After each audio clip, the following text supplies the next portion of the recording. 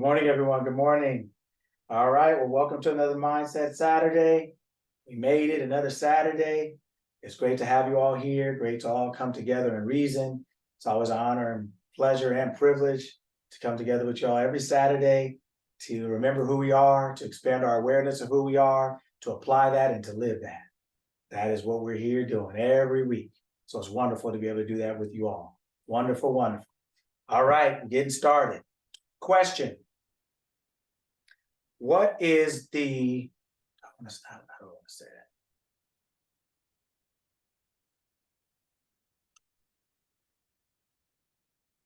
What is the, I want to say that way. What is the, okay, what is interesting? No, I'll say this way. What is the largest desert on Earth? I read Sparkle Bailey's lips. She said Sahara and Okay. The Sahara. pretty fast. Okay. Sahara. Okay. Two more guesses.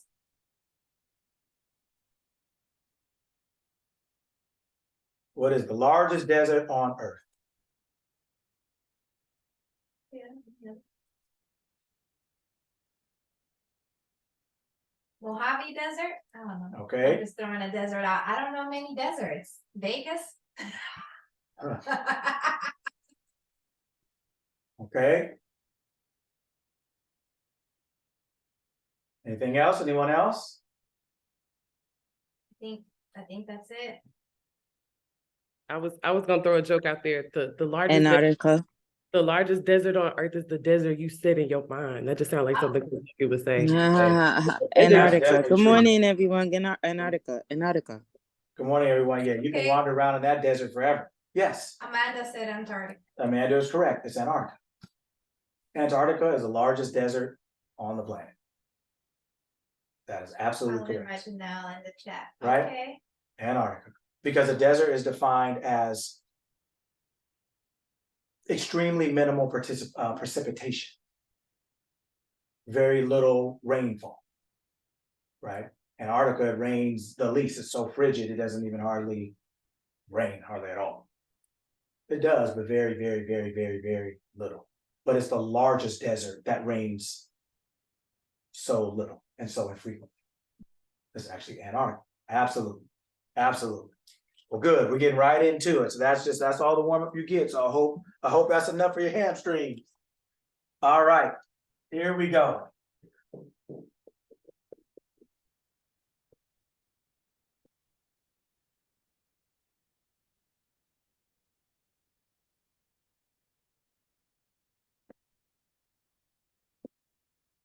Just in case you're in the car, can't see it.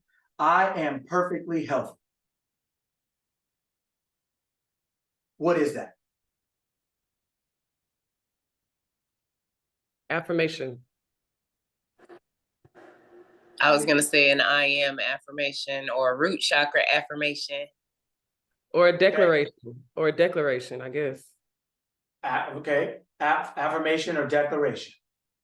What is the difference between an affirmation and a declaration?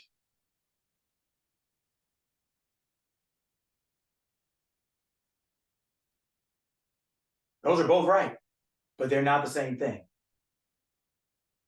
One is done with authority. Amanda said repeat. Oh, to repeat it again. Can you repeat that again? Can I repeat that again? Yes. What is the difference between an affirmation and a declaration? This statement is both, meaning it's both. But how do you know which one it is? Okay, so I'm jumping out on the limb. So one is you're agreeing. An affirmation is an agreement, and a declaration is an understanding. I guess it's already understood. I don't know. I'm just guessing to. That's what we're all here doing.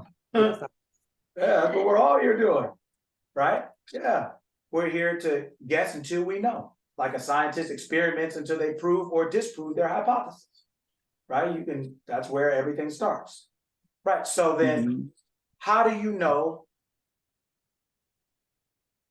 which one you're doing?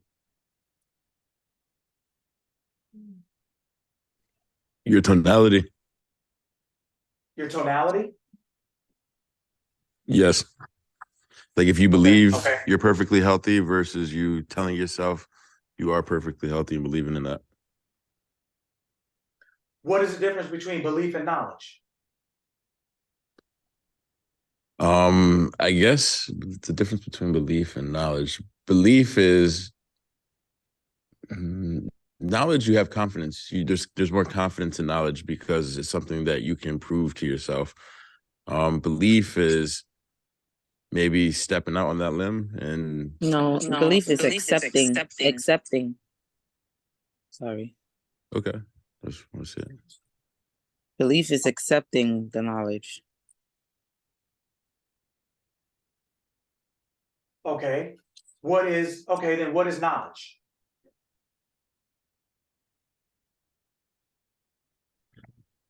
Knowledge is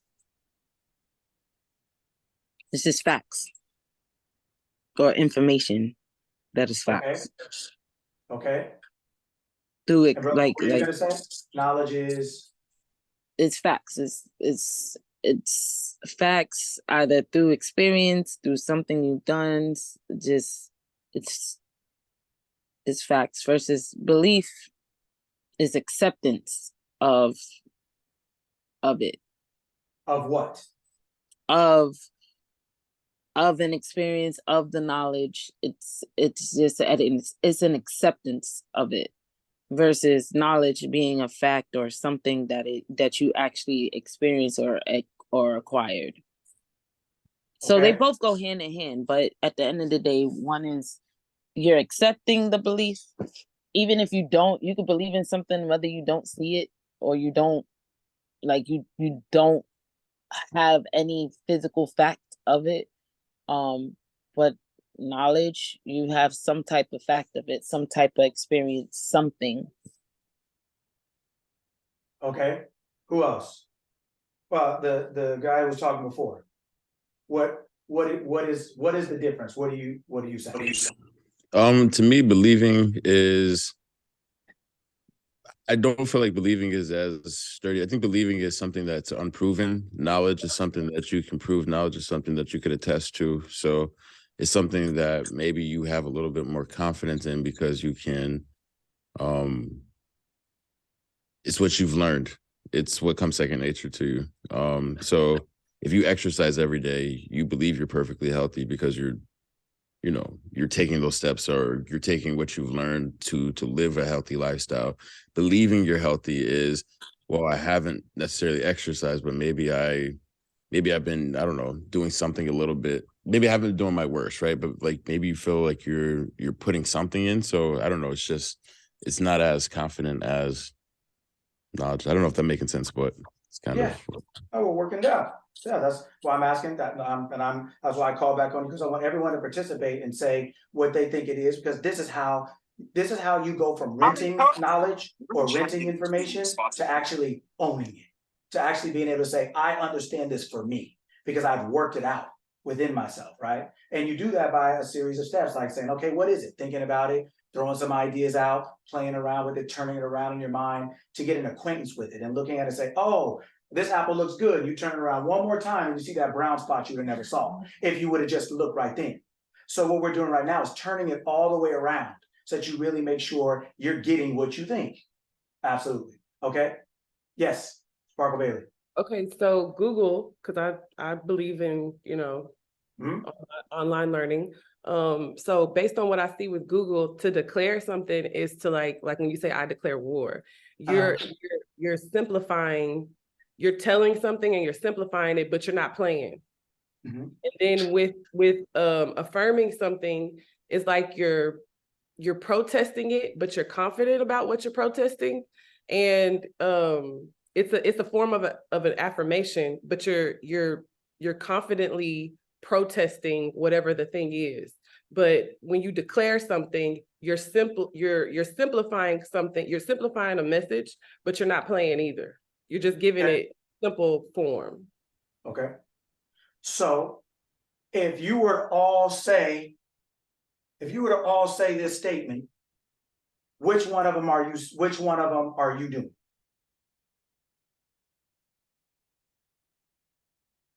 With the perfectly healthy? Yes, if if all of us were to say, I am perfectly healthy, for each one of us here, which one of those are you saying? Which one is it? Affirming. Okay, I somebody was- else? uh-huh. Okay, affirming, okay, It could be both. I would say you're declaring, but it could be both because it's simple. It's a simple message, but you're not playing. I am healthy. I am perfectly healthy.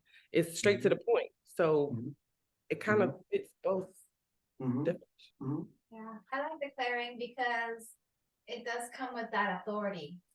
Mhm. Right? That's kind of what, when you're saying declaring versus affirming, that's what came to my mind, like, okay, has authority versus the other one, not necessarily. When in the book, the character, when God said, let there be light, which one do you think it was doing? Declaring. Both declaring and also the light. There was light. So, He affirmed it and then he declared it by his actions. Light started.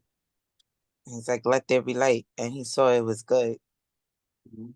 well, the light was affirming what it declared. There was no other thing to affirm it. There's no other thing to affirm it. Okay, so Right. he started it with the declaration started it and the affirmation just affirmed it. Okay. Your world is an affirmation. You are the declarer. Your world is affirming what you are declaring. Because who you truly are is what that book called God. I am consciousness. That's why in the book, God said, when Moses asked, what is my name? That character said, my name is I am. It didn't say it didn't say Moses, it didn't say Jesus, it didn't say Leroy, it didn't say Tanisha, it didn't say Monique, it didn't say Sparkle Bailey, it didn't say a human name. Because I am exists throughout all humanity, meaning I am is what makes a human alive. Humanity collective alive is I am. It's not a male or a female, so to speak. It's not a name as far as the name of a body. It is I am. It is consciousness. All of us say I am. No matter our age, no matter where we are, no matter our gender, all the different separating factors or separating identifiers we use in the human world, the law of the universe doesn't separate us that way in that sense. We as humans separate ourselves that way. We cook a cake and it's whole. Then we cut up the slices. Slices could go on their own way. You take one, I take one, you take one, I take one somewhere else, but it's still part of a whole. We just cut up the days. We cut up time. We cut up cake. We cut up everything so it's more digestible to our human mind, to our human digestion. The difference between a belief and a declaration is a belief. People believe a lot of things that aren't necessarily true, but they believe them. They believe a lot of things that are necessarily true. Let's give a litmus test. How many of you believe your name is your name? Do you believe it or do you know it? Right? How many of you, when you say your name or when somebody calls you or when somebody asks you your name, when you respond or you turn around in response, when you say your name or you answer to the name that you are recognized as your own, is that based on a belief or a knowledge?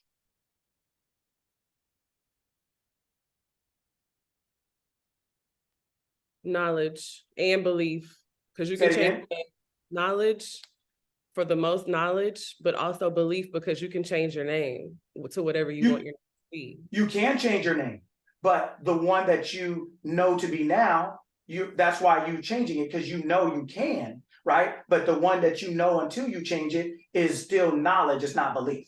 You don't believe it's something else until or before you change it, right? So my point to you is, like, as I wanted to hear you all say what you thought, and I'm saying the same things as far as belief is something that may or may not be true, but you, to a person's point, you've accepted it, or you're considering accepting it, you're working off of it.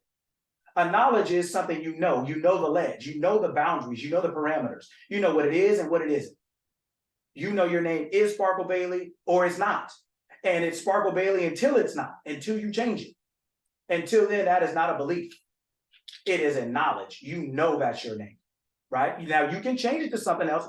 but you cannot, but until you do, that is what it is. When that character said, let there be light, that was based on a knowledge. That was a declaration. That's saying, this is what it is, there is nothing else. That's why, when it said, let there be light, how many times did it say it? When you're operating from a position of authority as a parent in your home, and you tell your kids clean up their room. And does anybody walk around? It anybody should be walking one around time. affirming It that? should be one time. Right? One time. Did you hear what I said? And did you understand what I said? As long as you heard me and you understood it, I didn't ask if you agreed. I'm not asking for you to affirm it. I'm not asking for you to agree, to like it, I'm not asking that. I'm asking, did you hear me? And did you understand me? If those two things are met, right? That's all that matters, because I'm declaring, I'm telling you from a state of authority, knowing that I am the highest authority in this realm, that what I say is, what I say goes. That's why it also says in that book, what? You shall declare and decree a thing. It doesn't say, there's nothing wrong with affirming, but it doesn't say affirming. But the reason it doesn't say affirming is because you are the only declarer and the only decreer in your life. Your life is an affirmation of what you are internally and externally, what you are consciously and subconsciously declaring. So when you make this statement, do you know what the real answer is? How do you know which one? The answer is, it depends. Oh. It depends. What does it depend on? The answer is, what is a statement? Okay, it's an affirmation, it's a declaration. The answer is, it depends. What does it depend on?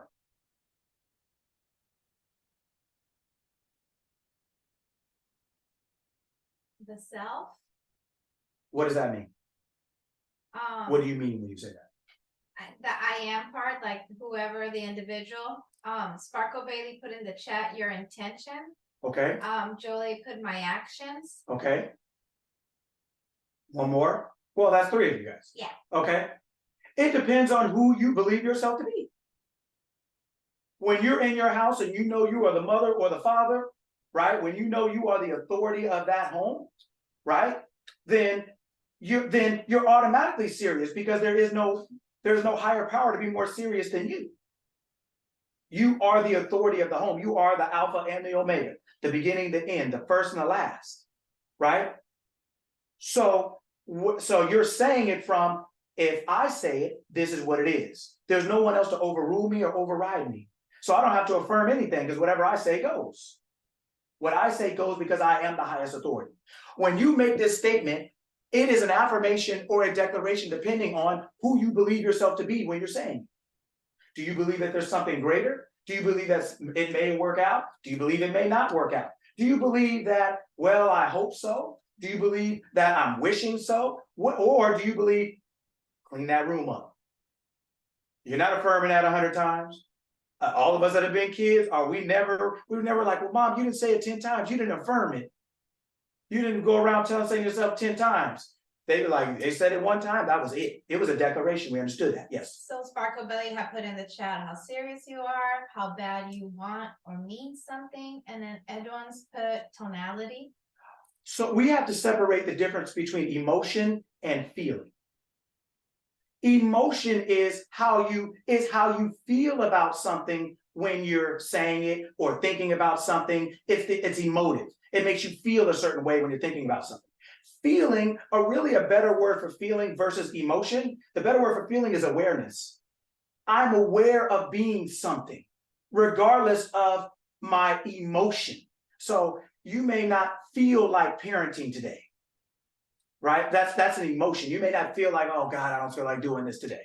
But you're aware of being something in spite of how you're feeling as an emotive.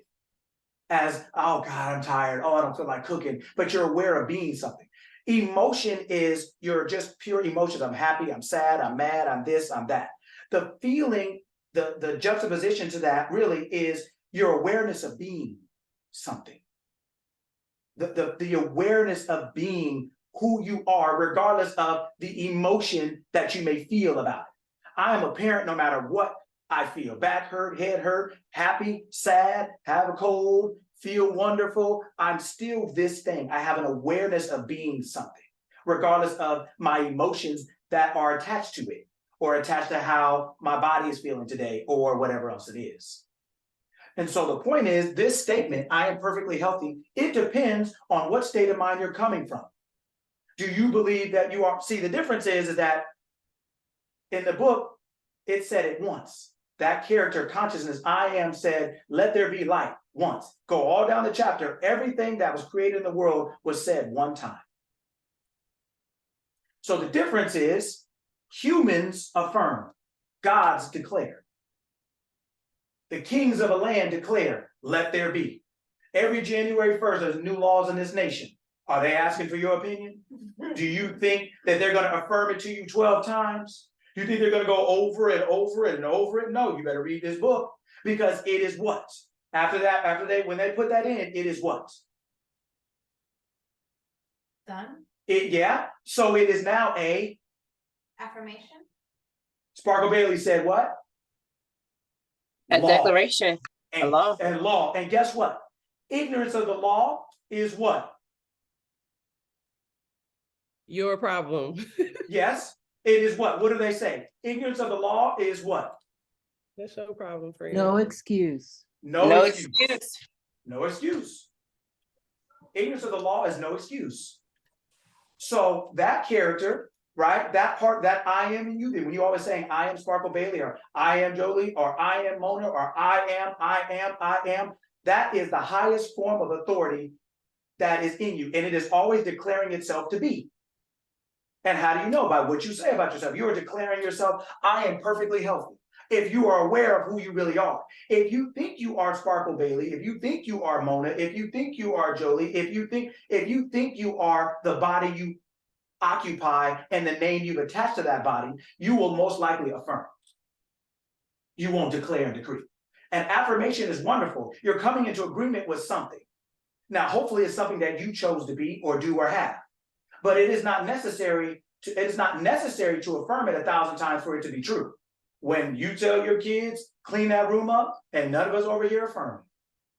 Because we understand from where we come from in this house, in this moment, I am declaring, I am decreeing, let there be. This is what it is. There is no other option, there is no other way, this is what it is. The difference, it depends on what state of mind you're occupying. Do you think you are the human body that you bathe, feed, clothe, name? Do you think you're that? Or do you realize that I'm in this, but I'm not that? I am is who I am. I am consciousness. I am the highest level of thought, of thinking that produces action. That is who I am. Therefore, I declare and decree this. I am perfectly healthy. I can affirm it because I enjoy it, because it's like a song. I can listen to something over and over. I can say something over and over because I enjoy it. But it's not something I have to hear more than once for it to be a song. First time you heard it is a song. No matter how many times you hear after that, it's not more or less of a song. It's just more or less, it's more of a song that you're familiar with. And affirmations really help you become more familiar with the song, with the lyrics. It can help you become more familiar with who you really are. But who you really are is the declarer and decreer. And if you don't realize that, you'll say things that aren't really what you want the outcome of. Because you think you're just Sparkle Bailey saying something, oh, well, it doesn't really matter. It does matter. Because you're not Sparkle Bailey. You are I am in a body. You have named Sparkle Bailey. In a body of named Mona or Jolie or Cynthia or Monique or Vero, or that is the name of your car. That's the name of your building. That's the name of your transportation suit. That is not you. And the you is always declaring or decreeing, whether you know it or not. That is a law. And ignorance of that law is the cause of all your pain, your suffering, your discomfort, your disgust, your disdain, your disillusionment, all of it. Because you think you are what you see, but you're not what you see. You are inside, and you are making what you see. That is who you are, is what is making alive what you see. You are that part of you, that I am, your consciousness is always driving the bus. You're just along for the ride. And you have to choose what directions you give this driver. That's the difference.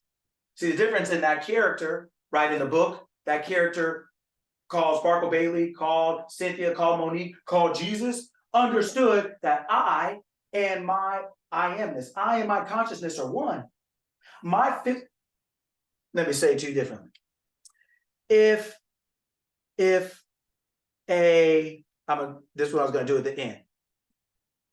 Police officers, what do they do? What do police officers do? What do they do, or what are they supposed to do? Because I'm a cop's kid. What are they supposed to do? Supposed to do. Because there is a Serve and difference. protect. Because there is a difference, and I'm glad you said it. Go ahead. Oh, protect and serve. Okay, protect and serve. So protect and serve, that is what? What would we call? They're doing that. They are enforcing what? The law. The law, not a rule. Humans make rules. That's why we break them all. That's why we got new ones every January 1st, or sometimes mid-year. So humans don't have laws really. We have rules that are written in for a certain amount of time until somebody doesn't like it, till somebody can change it, whether they buy it to be changed, vote it to be changed. They're not really laws, they're rules. The only laws are the ones in the universe. Gravity can't be bought. Gravity is not for you or against you, but if your ignorance of it will make it feel against you. Mhm. So police officers, when they're protecting and serving, they are enforcing, again, right? They're enforcing what? Say it again. The They're law. enforcing what? The law. So if they're enforcing the law, what are they? Law enforcement. Okay. So then if they're law enforcement, what are they? Police. If they are law enforcement, what are they? They declare. I don't know. Right? Think about it. Listen to what I'm saying. They If affirm the are- law. Say it again. They affirm the law. If they are law enforcement, what are they? Enforcement. Gods. Go ahead. Okay, if you were to use it in that context, they are, what would God be in that moment? If they're enforcing the law, what would God be in that moment? An officer. An officer of what? The law enforcement. The law. Of the law. So what allows them to enforce the law? What must they be? What is this a picture of? Knowledgeable of the law. No. What They else? have the power. Oh, because why do they have the power? Why do you have the power to tell your kids what to do? Because you are what? Okay, wait, they're conscious of the law. So they. Yes, so that allows them to enforce it. Oh, yes, but what allows them to enforce with their conscience? Authority. So then what are they? Authority. They are the law. They They are the law. Oh, sugar, They honey, I are see. the law. That's what I want you to understand. In that moment, they are the law. So that's the only reason they can enforce it, is because they are it. They are the law. You are always experiencing two things in your life. You are God and man, meaning humanity, meaning male, female. You are God and man. You are the God declaring the law, and you are the officer enforcing the law. Right? The officer works for the government. The officer is you. The government is God. God is making the laws. So in order for that officer, the government is making the laws. In order for that officer to enforce the law, that officer also has to be the law in that moment to you. It has to be the law. Therefore, when the law of mind, your consciousness, is always enforcing itself upon your physical world. So you are God and man. I and my Father are one. My Father is consciousness. Said I and my Father are one, but my Father is greater than I. Right? Your human experience, your humanity, your physical humanity, and your consciousness, what you are aware of being, your I am, your state, they are one. That state is always affecting your humanity. That state is the law. Your humanity is the citizen. Okay, I'm back. That your humanity is the citizen that is having the laws being inflicted upon it. But then who creates, whether they're rules in humanity or not, who creates the law? You do. You are creating the laws. All these citizens, right, are voting on, or some citizens are buying, but it doesn't matter. They're still being made up by humans, by humanity. So the humans create a law that turns right back around and affects the citizens, right? So your consciousness is always affecting your physicality. Your awareness of being is always affecting your physical world. Your consciousness is the law. And the citizen is Sparkle Bailey, is Cynthia, is Tammy, is Jolie, is everyone on here. We are the citizens of our consciousness. Your boy Gavin is here. Yes, sir. That's it. Mr. IMG is here. Right? So the reason that the police officer, the reason that they can enforce the law is because in that moment, they are the law. They've been empowered with the authority to enforce, so therefore they are. When you say what law did I break? Who can find a law? Is it like over here? Is it in the air? What color is a law? You can't, it's an invisible thing. It's an awareness that we all agreed on to follow. That your consciousness is an awareness that you are constantly following, that you're constantly subject to. So you are the officer and the citizen. You're both at all times. Your consciousness is the officer. It's the law. It's the thing that has been empowered to have rulership over you and authority over you for in the universe forever. And this interaction, the human interaction, is for 10 minutes when they pull you over, or 5 minutes when you're talking to them on the street just because you saw them and your kids waved hello or something like that. Right? But your consciousness is the law, and your humanity is the citizen. It is always subject to the law. The law is no respecter of persons. It's not emotional. It's not personal. But your ignorance of it will make you emotional and will make it feel personal. You will suffer if you break the law. Oh, officer, I didn't see that stop sign. Yeah, but you broke the law. It doesn't matter if you can see. Now, they may give you grace, they may not, but you still broke the law even if you didn't mean it. So now you're subject to being arrested, stopped. You're subject to being arrested and stopped. The laws of mind are that literal. They are not racist. They are not sexist. They are not this or that or this or that. The laws of the universe are not that. Human rule is. But we have to be able to separate the two. The laws of mind are as sure as gravity. They're as sure as thermodynamics. They are as sure as sowing and reaping. They are sure, and they are forever. Human rule is different. And we have to be able to understand that we have to know which one is happening. That officer gets to do that because they are the law.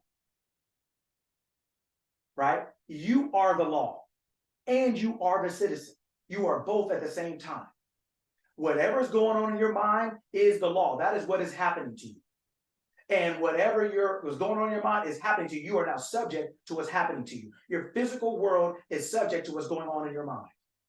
So until you change the laws of your mind, until you change what you're entertaining, until you change those things, you're always being subject to the law. That's why they rewrite it every January, because they want to enforce this now, or the IRS wants more money, or this money, or they're changing the tax code. If you never realize, they're codes. Most of these are codes.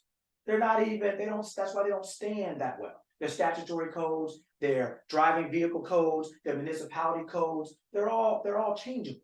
Humans change things all the time. Humans are always changing. God is the same yesterday, today, and forever. Consciousness is the same yesterday, today, and forever. Mm-hmm. As far as in its stability, to know what you're going to get. That's why gravity works the same. It's been working the same. What if your heart was right here one day and the next day you woke up and it was on your leg? How are you going to have surgery? How are you going to do anything? There's no stability. So people say, well, there's nothing you know, there's what they say, there's nothing stable but change or something like that. Nothing stays the same but change. No, everything doesn't change. Because if everything changed, we'd have no stability. That's the only way we can identify change, is when something is stable enough for us to realize we're moving, that something else isn't. Right? Everything isn't always changing. Your heart is in the same place as it's been since beginning of time, so to speak. That's why people learn how to do open heart surgery. They learn how to do all kind of stuff over the centuries, because there was a stability there. That made me think of something. I forgot what I was watching, but they were talking about like the observer in you, and think about it like the observer in you, your awareness when you were a kid is the same awareness and observer today. And what you said right now made me think about that observer, that I am in you, is been the same. If that makes sense. It is the same thing. It's God. That awareness is God, believing itself to be different things over time. I'm now 10. I'm now 12. You're still the same being that you were at 10 or 12, as far as, yeah, your body looks a little different, but that's because it's believing itself to be 12. So that belief makes a different physical appearance. When you start puberty, when you have a growth spurt, it's saying, okay, I'm now this, it's time to do that. I have a new concept of myself, so it's going to express something differently.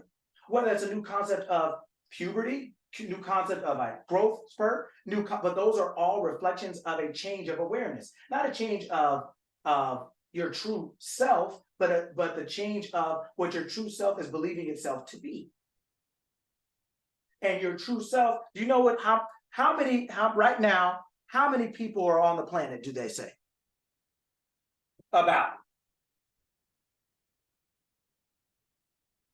Is it like 3 billion or something like that? Okay, who else? Somebody look it up. How many people do they say are on the planet? Doesn't have to be a great, I don't care. I want to. Rocco Bailey's put billions. Yes. I think it's close to around 8. Oh, yeah. But it doesn't matter. It doesn't Probably be the perfect. 7. All right. But how many? 7.8 billion.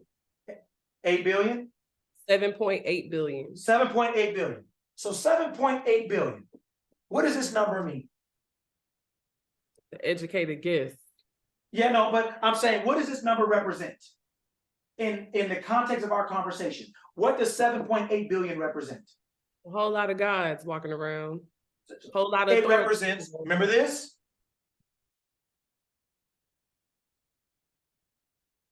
The little, Remember that? The swing at the carnival? yeah. Remember that? The little thing where at the top and everybody's sitting in their own swing and going around, right? And it's being pulled from the top. This is all of us. Mark Bailey, Mona, Veronica, Jolie, right? This is all of us. It's all of us are going around individually in these swings, right? With one consciousness. Monique put a lot of Jesus, and then she said, Jesus is. Right, right. It's all of us are individualized versions of one consciousness. So it's consciousness right now, currently, believing itself, it's one consciousness believing itself to be 7.8 billion different identities. It's still only one consciousness just believing itself to be different things. How many different things have you been in your life? You've been 11, you've been 9, you've been 5, and you changed. But the real you doesn't change. It just believes itself to be something different. It just has a different expression. Wherever we believe ourselves to be is what we're going to express. That's the power consciousness has. This is the law. These over here are the citizens. Aren't these all affected by the top? That's why it says, as above, so below. As within, so without. Above and in are where creation is. Below and without are where expression is. What we call the world, our physical world, what people call incorrectly, but what they call reality, reality is nothing but an expression. But it's an expression of the creation. And the creation is always before an expression. Just like the law is above a citizen, even though a citizen probably voted for that law. Somebody did, that's why it's a law. Or somebody paid for that law to be in existence, somebody wanted it. But citizens are always subject to the law. Right? What I'm trying to get us to understand is that we are always both. We are the officer and the citizen. We are the law here and the citizen here. Always. We're the enforcer and the subject. And depending on, once we understand that, then depending on when we say, I am perfectly healthy, that can either be an affirmation or it can be a declaration. It depends on what state of mind you're occupying. It depends on if you really know who you are. When you're a parent in your house, you know who you are. There's no doubt. So everything is just about a declaration. Once you get to a certain point, clean that room up, pick those clothes up, put those dishes away, mow the lawn, water the grass, do whatever else it is. Right? They're not affirmations. They're not like if you get around to it when you'd like to, otherwise you'd say it different. Right? So when you know who you really are, just like the character in that book said, let there be light one time. Let there be this one time. Let there be that one time. And everything it said, let there be, isn't it still being? Isn't the sun up? Doesn't the moon come up and go down still? Isn't man and woman, male and female, so to speak, aren't these beings and bodies still here? Isn't this all still working? And it said at one time, who knows how many, I don't even know how old the earth is, I'm not even gonna guess. But whatever, or humanity is, I don't even know. But the point is that whenever it started, it's still going. And it said at one time. So that means whatever it became conscious of to create it, as long as it keeps that consciousness, that thing that it was created with that consciousness remains. Whatever it took for you to create something will remain in your life until you disconnect it. Whether that's your health, whether that's your money, whether that's your whatever else it is. It is a consciousness that is being expressed. You have awareness of being sick. You have an awareness of being broke. You have awareness of being wealthy. You have an awareness of your business being this, of your relationships being that. It's an awareness that makes it alive. And as long as you keep that awareness, it will remain alive. It's the law. You don't have to change you, change it. You do have to change you, meaning you have to be willing to say, okay, I don't want that anymore. Okay, I changed me, so to speak. But all I have to do is change the law. Politicians change the laws every year, and most of them are still crooked, let's just say. They change laws, so they didn't even change them, they just changed the law. You can just choose what you decide to be. And that citizen, your body, your physical world, will reflect your consciousness, what you are believing yourself to be. That is this. These are the swings that we're all individuals, but we're all falling under one consciousness. 7.8 billion consciousness, right? Billion people, right, are a reflection of one consciousness believing itself to be 7.8 billion different identities. But it's still only one. No matter how many of us are on this swing, if that swing stops up here, everybody stops. Somebody doesn't just get to keep going. It's all subject to the law. When you are a police officer, you are empowered, now you are the law. But they take that uniform off, you don't know who they are. You could tackle them. You wouldn't go to jail if they weren't in their police uniform. It's a different set of rules when they're in that uniform. Otherwise, they're just a citizen like you and I. When they put that thing on, they represent something different. Now they become that thing. When you put that consciousness on of being something, you become that thing. You become that thing. That's a good thing for affirmations to do, is to get you. It's like when a young person, maybe like you went like young ladies, when you start wearing heels, you got to get used to that. Boys, we start wearing a tie and it feels like somebody's strangling you. And you swear it's your mom, and you're like, where is she? But you know wear it around, but that tie feels like her hands on your throat. Like, oh my God, this thing is so tight. It feels like, right? And after a while, when you get used to it, now you go shopping for ties. Crazy as something is uncomfortable at the beginning, then after a while, you start looking for a better, nicer. Right? It's when you start trying things on consistently, when you start wearing things consistently, it becomes comfortable, it becomes used to it. Your affirmations are like trying something on consistently so that you become used to that concept of yourself. But it's not necessary to be that. But for most people, it's necessary because they have to get used to it. They have to get used to that consciousness. They have to condition themselves to that awareness that this is what I am, this is what I am, this is what I am. Not because that's necessary to be it, but it's necessary for you to occupy that state confidently, comfortably, consistently. Because if you leave the state, you leave the outcome.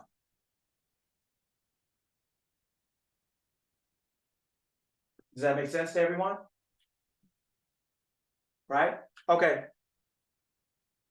Anybody have anything they want to say? Statements, comments, questions on that before we move forward? Because I want to make sure that we got that.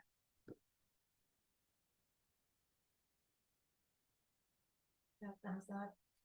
We got hang loose from Gavin. I think it's a great reminder of who we are. So kind of like grab it by the, bleep and go for it. If that makes sense. What I'm saying to you is that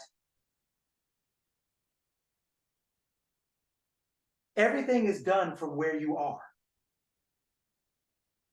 Like right now, wherever you are, you're doing everything from there.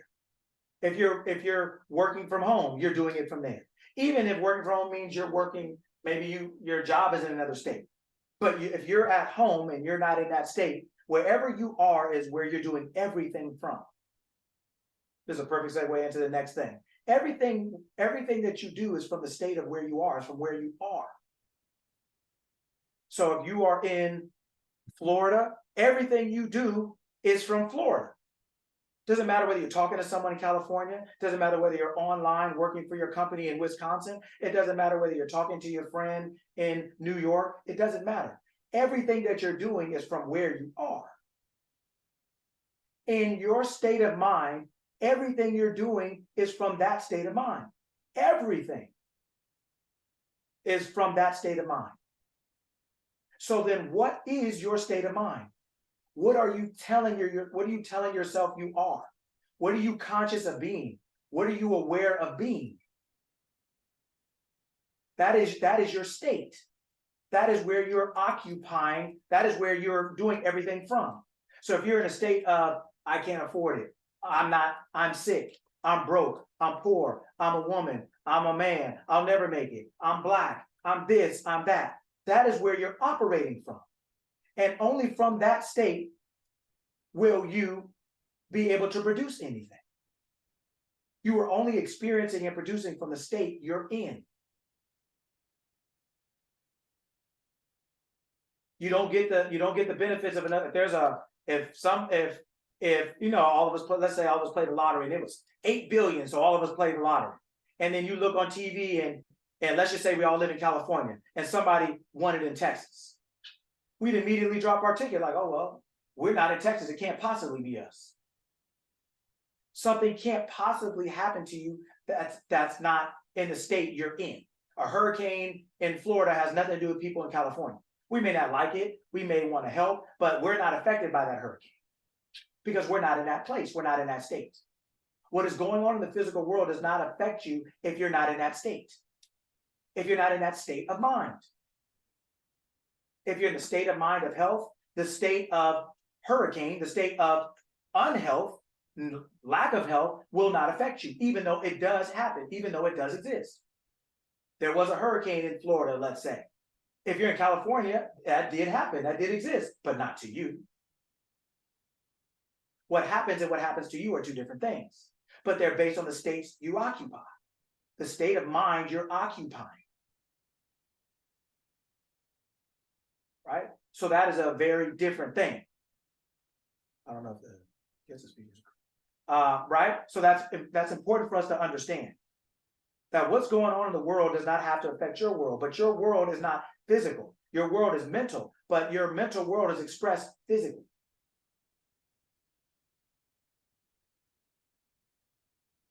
Your mental world is expressed physically. We have to understand that. It's not the other way around. The world doesn't make you who you are. You experience the world as you are.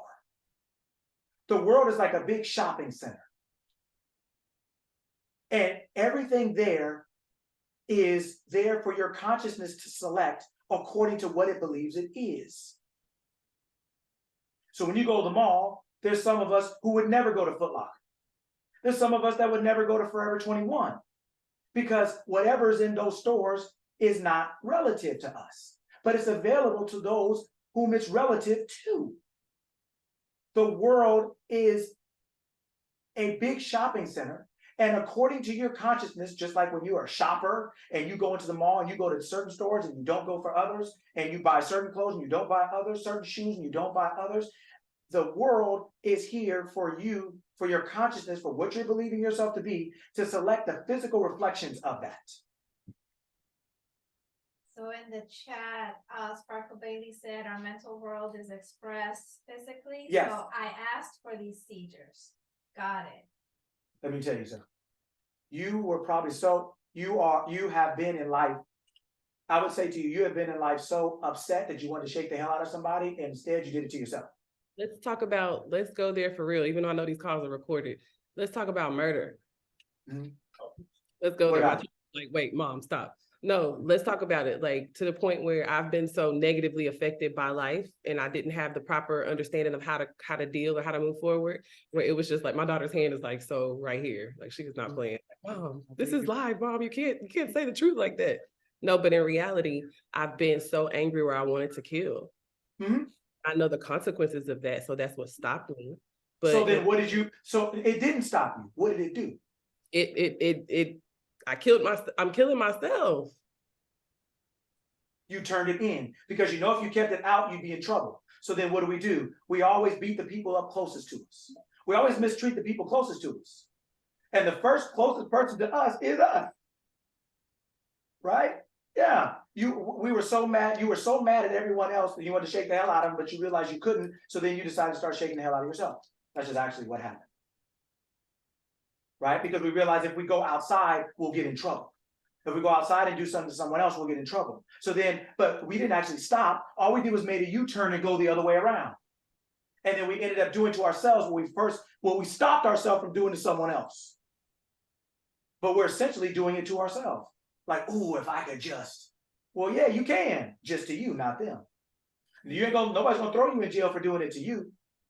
So we decide we're mature enough, right? And we just say, well, we don't want that to happen. But then we're not aware enough to realize, well, if I do to me what I wanted to do to them, it's not going to be any less. It's probably going to be worse because I got to live with it now. All the people I want to shake the hell out of, they're over there asleep, but I'm over here shaking the hell out of myself. Right. It's no better. It's worse. Right? And so what we have to do, literally shaking the hell out of myself. Literally. Yes. Literally. Yes. It's literally the reason it's a law. Once you understand it, then everything starts to make sense. It starts to make sense. You're like, oh, wow. I didn't actually stop it. I just went like this. I just did it to myself. Right? I just literally did it to myself. And once I understand, I'm like, oh, okay. That's why I felt that way. That's why I did it. And now I realize I couldn't do it to them, so I'm going to do it to me. But then I'm like, well, if I would save them from me, why don't I save me from me? Right? Why don't I just stop doing this to myself? What happens is that's just the truth. That truth doesn't have to be emotional. But this is where it's not belief. Then it becomes, like you said, that's why you laugh, because now what you're getting is knowledge. Now you're understanding, you're knowing the ledge. You're understanding, right, where something starts and it stops. When it's true and it's not. How far to go, how far you went. I went too far, let me turn around. Right? You know the ledge. You know it's not a belief anymore. Now you start to understand, like, oh, okay, now I know what happened. I know what I'm doing. I know why I did it. So now I can be like, oh, okay, now that I know something, I can do something.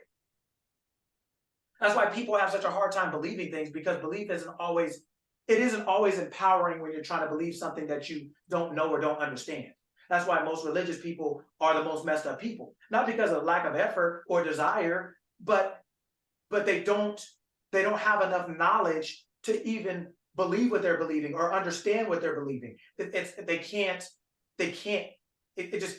not connecting, right? But they're just told to just believe it anyway, right? But when you have knowledge, you don't have to believe. Belief is not the highest form of something. Knowledge is.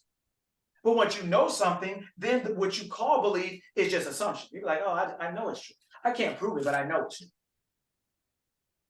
Right? For example, when we wanted to go to the moon, when everybody was trying to get to the moon first, right? America, Russia, back in the day, when everyone was trying to get to the moon. Think about this. This will show the difference between,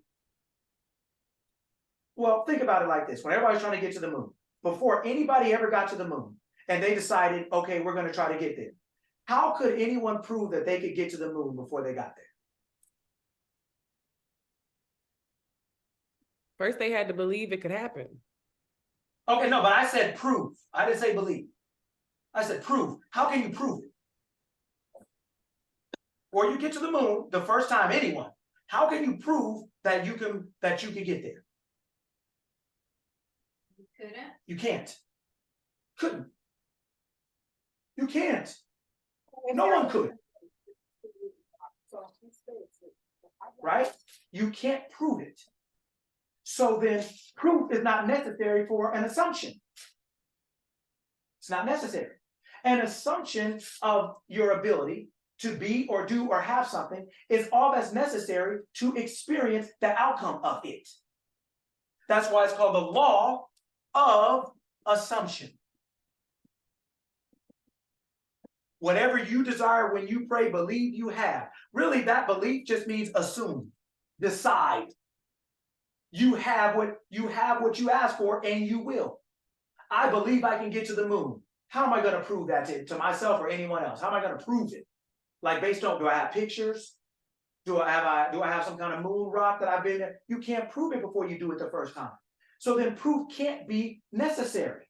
So if it's not necessary, then why do the mistake we make is placing the condition that it is. Because when we place the condition that proof is necessary before we do something, and proof is never possible before we do it, then we place a condition we would place a condition on our path that we can't satisfy, so it stops us from moving forward. Oh, I'm going to be a millionaire. Girl, how are you going to do that? That question basically means prove it. How are you going to do that? Based on what? How are you going to prove it? You're not one right now. You've never been one. And then what will people do? Hit you with the flood, aka facts. Girl, you can't do that. You know you black. You didn't even graduate from college. And even if you did, you had a business degree. Girl, your degree was in ceramics. They'll tell you 1,000 different reasons why you can't do it. Right? They'll tell you 1,000 reasons why you can't do it. But what if what if America or Russia or whomever, what if somebody got to the moon, let's say. If they couldn't prove it before they did it, why is what you want to be, why does yours require proof? It doesn't.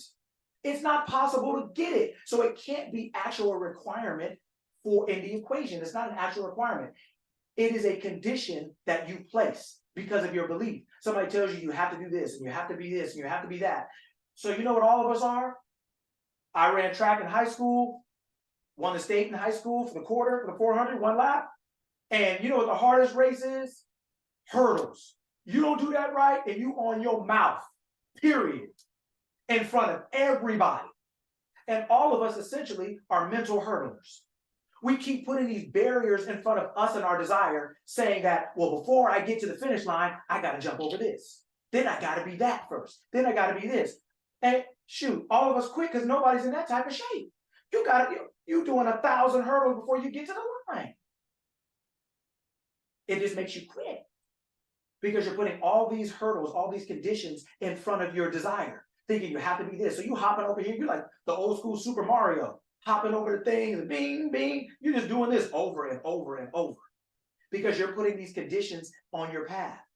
You're saying, I have to do this, and I have to satisfy this, and I have to do this, and I have to do that. And by that time, you'll never finish the race. You'll be hurdling for eternity. no one could prove they could get to the moon before they did. No one. Right. It's not possible. So proof before, or instead of assumption is a condition you're making that's not a requirement, but that condition will very well and most likely, and for most of us does, destroy our ability to cross the finish. It destroys it. Because it makes us quit before we finish. We're exhausted. We got to affirm 100,000 times. That's a hurdle. We gotta visualize it all night. That's a hurdle. We gotta script it every day. That's a hurdle. They're just conditions we're putting in because everything you do, some people don't script at all. Some people don't imagine or visualize at all. Some people don't meditate at all. Some people don't burn candles at all. Some people don't stay up all night with a special outfit facing a certain direction at all. Some people, everything that someone else got the same thing different. Somebody else got a mansion because they bought it. Somebody else just inherited a mansion. Remember, I don't know, a lot of us are, probably around that age where we've heard of it. Anybody remember that movie, The Money Pit? With Tom Hanks in them? Anybody remember that? Oh, it's just me now? I'm the only one? Oh, you haters. No, I'm You sure. know what? I'm you sure know you've what? seen it. All of you guys are now bad people. I don't even care. You're all bad people. Was it rated R? Because Yeah, but it was a comedy. Essentially, it was about this couple that inherited a mansion, and it was a money pit. It was Monique remembers. yes, it was a money pit, and boy, everything that went wrong, everything that could go wrong in a house went wrong. I mean, they poured water in the bathtub, and the bathtub fell through the floor. I mean, everything that could go wrong went wrong. But they inherited that mansion, right? But the point of that is that somebody, their next door neighbor, bought it, and they inherited it. So they both have a mansion. So the point is that you can get a mansion 2 different ways. You can get a mansion 1,000 different ways. But what we do is we limit our options based on who we believe ourselves to be. And who we believe ourselves to be is what we believe our options are. Does everybody hear what I just said? Who you believe yourself to be is what you now believe your options are. So when you believe that you not, or you can't, or you have to prove something first, or you have to do this first, you have now limited the options under which and through which and by which and from which your good can come to you. In that movie, The Money Pit, their neighbors bought their home. In that movie, The Money Pit, they inherited the home. They're living right next door, mansion and mansion, but they got mansions 2 different ways. Your good can come to you in 1,000,000 ways. But if you believe you're just, I'm gonna say it this way, little Sparkle Bailey or little Johnny, or oh, I'm just this little light of mine, I'm gonna let it shine. No little light shines. Just not that. That's why it's called little. Okay, it's not shining. It's ridiculous.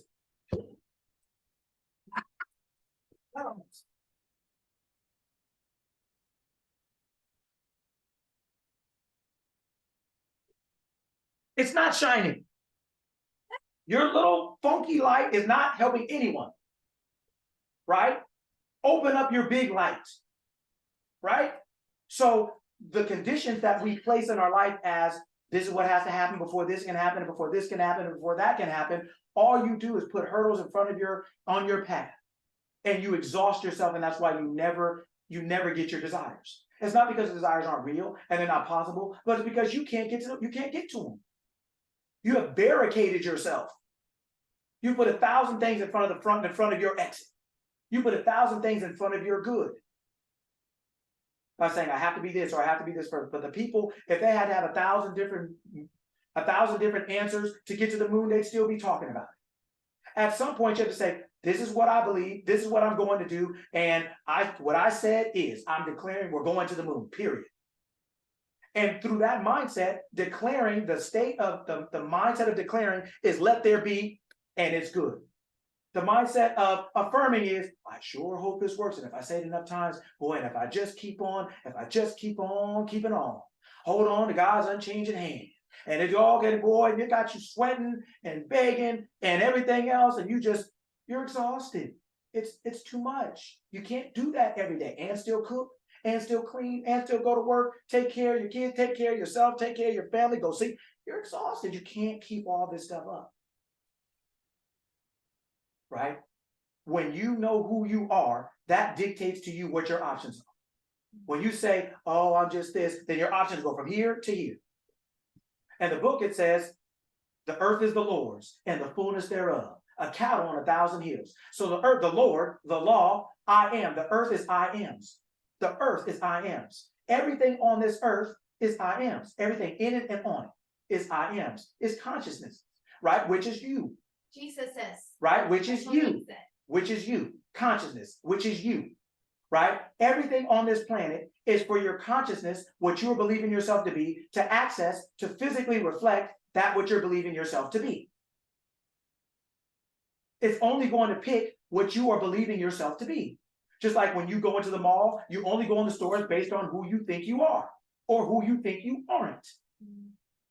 I'm not going into a skateboarding shop. I'm not doing that. Nothing wrong with it. I know a lot of people who skateboard. I'm in California, they skateboarding everywhere all year, right? But I wouldn't go in there because that's not me, right? So everything in the world, just like everything in that mall, is there for you to select according to who you are. And you get to choose who you are, is the point. But what you choose is the law. Whatever you choose and assume yourself to be is the law. That is what is going to be acted and enacted out. That is what is going to be acted upon you. That is what you are going to physically express. Once you mentally experience something, you are going to have a physical expression. What happens when you have a nightmare? You sleep, right?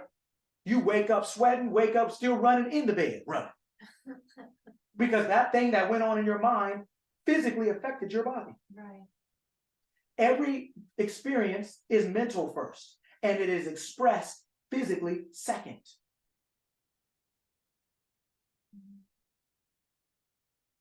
We are trying to change the second before the first.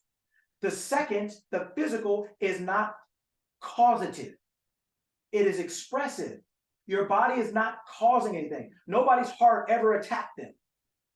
Your consciousness used your heart to attack you because that was your consciousness' best way to reflect that what you're thinking of yourself. That's the best way to take you up out of here. Or that's the best way to make you as uncomfortable as you are believing yourself to be.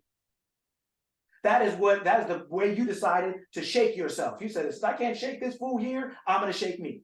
Since I can't do this to this person, I'm going to do it to whatever. That's the law of sowing and reaping. That which you have sowed, you will reap. That's not karma. That's the law of sowing and reaping. Whatever's in your mind, that thought has to express. And if you don't use that thought to express outwardly, that thought will be expressed inwardly. It's going to come up out of the ground. That is the law of sowing and reaping. And it is no respecter of persons. What you plan to do to someone else, you will do to yourself if that seed is not taken out. If that thought, if that concept is not taken out from you, it doesn't matter what you do physically, it will express itself until you change it, period. Period. You keep putting the same seed in, you're going to keep getting the same expression. It's just, you're going to keep growing the same crop. You're going to keep getting the same physical experience. That's what farmers understand. That's why we can all eat, because they understand the law of sowing and reaping. And they understand that just because you put a seed in the ground today doesn't mean it's going to come up today or tomorrow, but it will come up. Just because we're thinking a thought that maybe isn't the best thought, doesn't mean it's still going to come up because it's a seed. It's no respecter of persons. There is no good or bad seed. There is just a seed. There's no good or bad thought. There's just a thought. The outcome of that thought, if you don't like it, you'll call bad, but it works the same way as the one you call good. You just planted the wrong one, but you're going to get the one that you planted. It's no respecter of person. It's not emotional. It's not personal. That's why a lot of people don't like the law or police officers or the government, because the laws that are supposed to be for everyone are not enacted equally, equitably, fairly, right? But the law of mind is equal opportunity employer. Everybody can come get some of the so-called good or bad, of the so-called right or wrong. It's equal. It doesn't care who you are and what you are. It is equal, and it is forever. The laws don't change. So once you understand them, like a 2 or 3 year old, they see you every time you go in the kitchen, you hit this thing and the light comes on. After a while, what do you think they figure out? How to cut the light on, right? Yeah, they figured out the law. It wasn't emotional. It wasn't personal. They said, every time you did this, that happened. Every time you did this, that happened. And so then they say, okay, do this, and that happens. Well, just imagine if that could go on for eternity. Imagine we all stay the same thing, same age forever. Every time you went, that would happen forever. The laws of mind are forever. Every time you hit that switch, once you learn that if I hit this switch, the light comes on. Once you learn that if I think this way, that happens, then you're like the 3-year-old now. That is now 13, 14, 15. They walk in, cut the light on, and keep pushing. It's not even amazing. Nobody's saying hallelujah. Nobody's doing like this. Nobody's showing gratitude. Nobody's doing all that. Right? They're just saying this is how the law works. Yes, it's good to be grateful for what you have. It's good to say, man, these are really nice. The good thing about gratitude is that it focuses your awareness on something. And whatever, you know how you say to people, pay attention? Pay attention, because you say, if you pay attention, you'll do better, or you'll get something right. Something will be done properly. Well, it's the same thing. When you focus your attention, when you pay attention to the good that's going on in your world, then you're going to expand your awareness of it, therefore your expression of it. You're going to see more of it. That's what's good about gratitude. But the law doesn't care about your gratitude in that sense. The law of electricity doesn't care about you saying, praise the Lord, click, yeah, it worked. We said it loud enough. 1, 2, 3. You didn't say that, that's how the light didn't come on. It doesn't work like that, right? You can be down there, everybody can be asleep. You cut the light on, the light works. The law doesn't require 1,000 people. It requires just you. Who are you? What do you believe yourself to be? And what do you want to think? What seed do you want to plant? What choice do you want to make? I am this. I have this. I am not this. I don't have that. I have this. I don't. I do. I don't. You are the farmer. You're constantly choosing what you're planting and getting back. That's the law of sowing and reaping. That's what it is. Right? And you have to choose what seed you're going to plant, what thought or idea you are going to allow to germinate in your Garden of Eden, in your mind. That is the Garden of Eden. Who knows what this word means?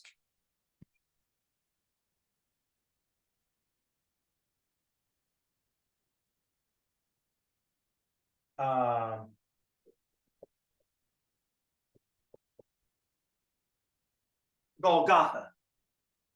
Who knows what this word means? The place of the skull?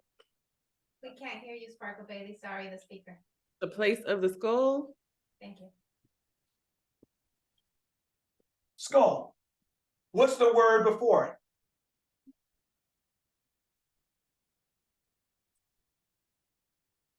People use this word, which actually means this word, which actually means this word. People use this word, it's like Jeopardy now. People use this word, but this word actually means this word. And this word actually means this word. And if people understood this word, they'd see things differently. What do we think this word is?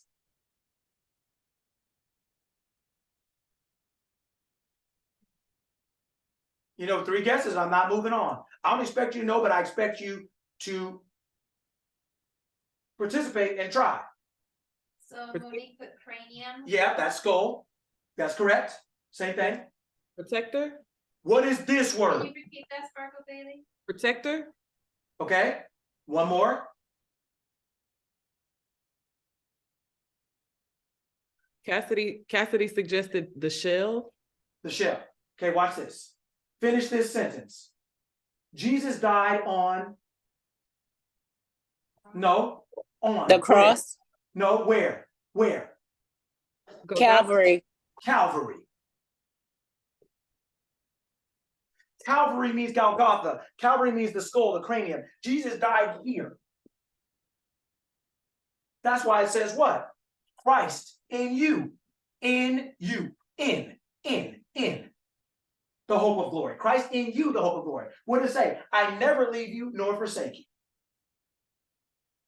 That's it. Christ died in you, meaning you are the Christ. It's in you. It's in you. It's not outside of you. It's not a physical place. It's in you. It's in you. Calvary means Golgotha. Golgotha means skull. When we said now, okay, finish this one. We said, you guys said at the beginning, you said Jesus died on the what?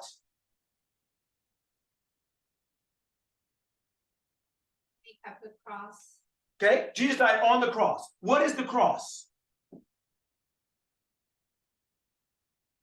What is the cross?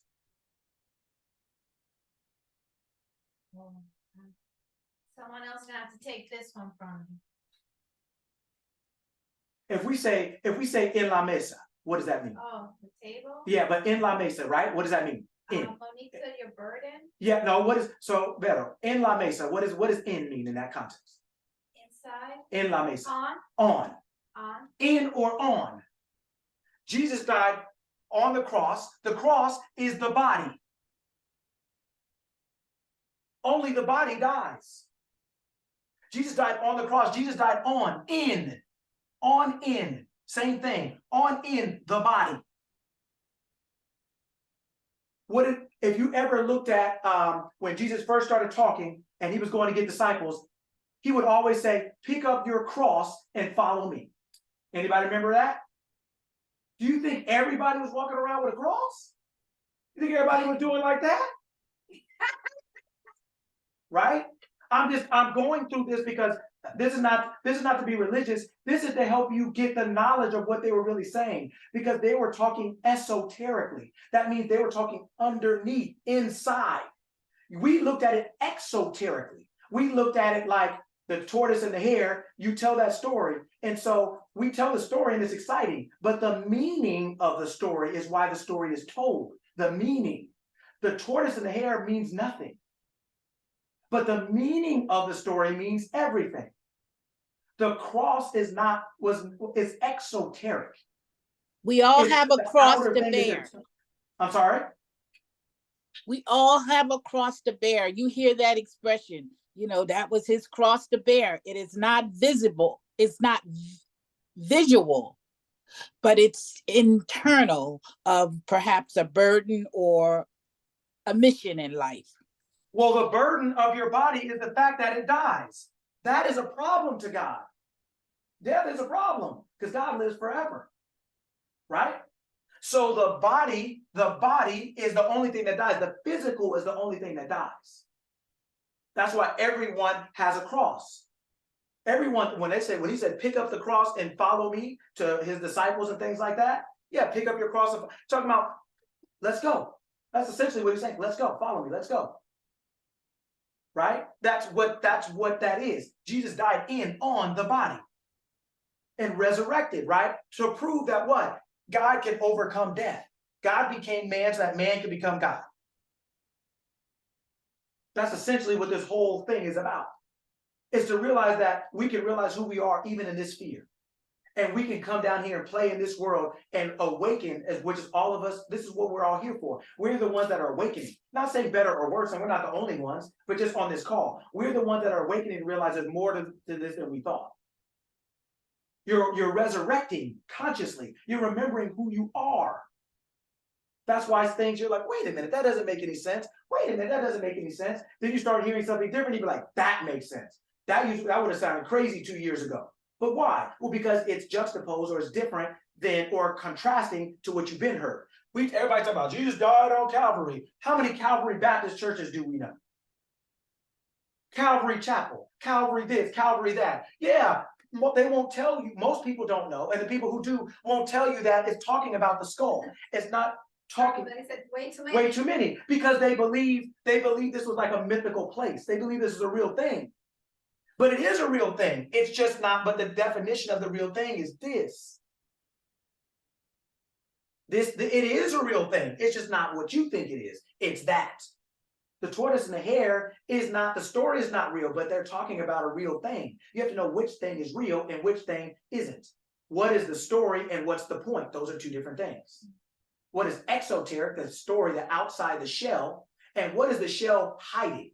That's what the story is told to you for. That's why it's told. It's hiding something underneath that they want you to get. What's the point? Right? So what I'm saying to you is, right? That's why it says as above, so below. As within, so without. The above and the within are the same. They are created. That's where everything is happening. The below and the without, like when you squeeze something out, water out of, like juice out of an apple or juice out of an orange, right? Squeezes and it comes out. But only that which is within can come out. It has to be in first. You don't squeeze juice in. You squeeze juice out. Mhm. There can't be anything on the outside before there's something on the inside. You couldn't have apple juice on the outside before you had apple juice on the inside. Right. Right? The juice comes from the apple. It's not the other way around. The apple doesn't come from the juice. Right. Right? Your physical world is not controlling you. That's the juice. The apple is your mind. The apple is your consciousness. What are you aware of being? One thing you're aware of being is every name that we've named ourselves, the body we've named. We're aware of being that. That's why we became it. That's why we picked our body, picked our parents, picked who we came from, picked what we look like. We picked everything. From the good to the bad. We picked it all. Because who else is there to pick? Everyone's just an expression of that one consciousness. That's it. Right? So when we understand that, then you realize there is one thing that you have to master. Really. But and it comes from one thing else. This is one thing you have to be able to master. Choices. Same thing, maybe just the action of a choice. Decisions. You have to master your ability to choose and decide. Your ability to choose and decide, what you choose and what you decide is based on I am. Meaning, I am, let's say, Cynthia. I am Cynthia. What does Cynthia mean? Whatever Cynthia means to Cynthia, whatever that means, is what choices and decisions are made. These choices and decisions are a reflection of what Cynthia believes Cynthia means.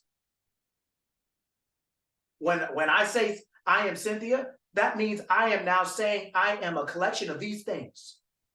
And based on what I believe those collections of things are, I'm going to make choices and decisions that are based on that. And whatever choices and decisions you make, right, that is now going to be the seeds. Those are the seeds that will come to fruition. And Cynthia is the farmer.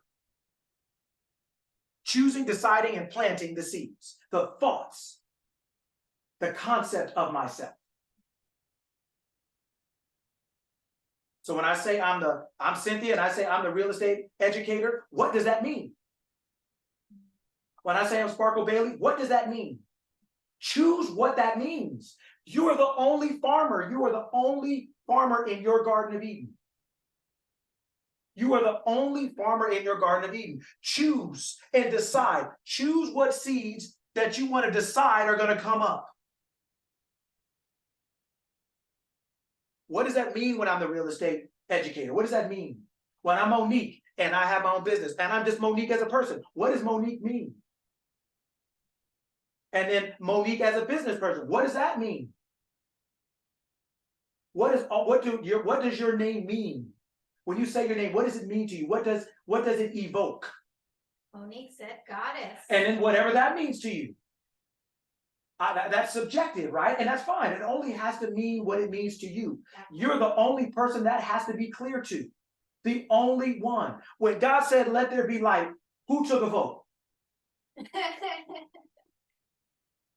What alliance? What Democratic Party? Who was the runoff? Who was it against? Was there another politician, contestant? Right? Sparkle Bailey put in the chat, life-changing reminders, Coach Lucky. That's it. Right? What does it say? People need to be reminded more often than they need to be taught. Faith comes by hearing, present progressive, constantly.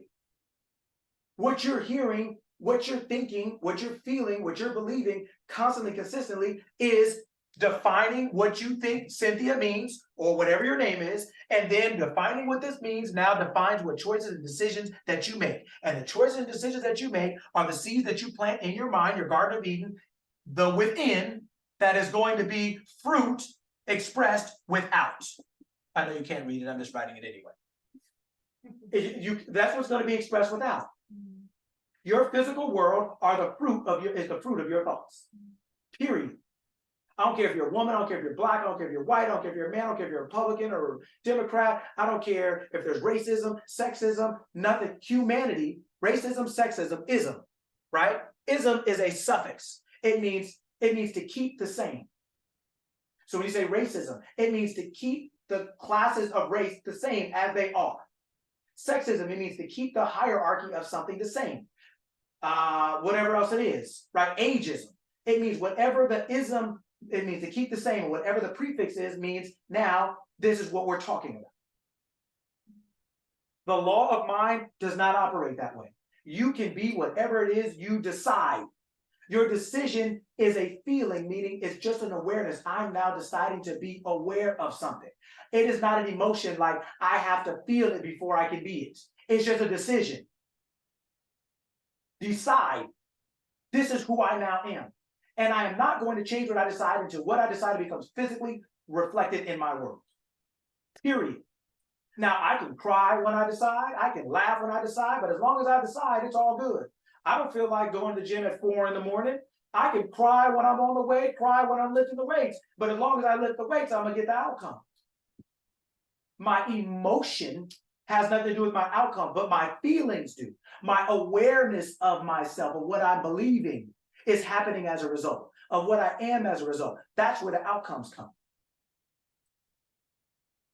You have to choose what you are deciding.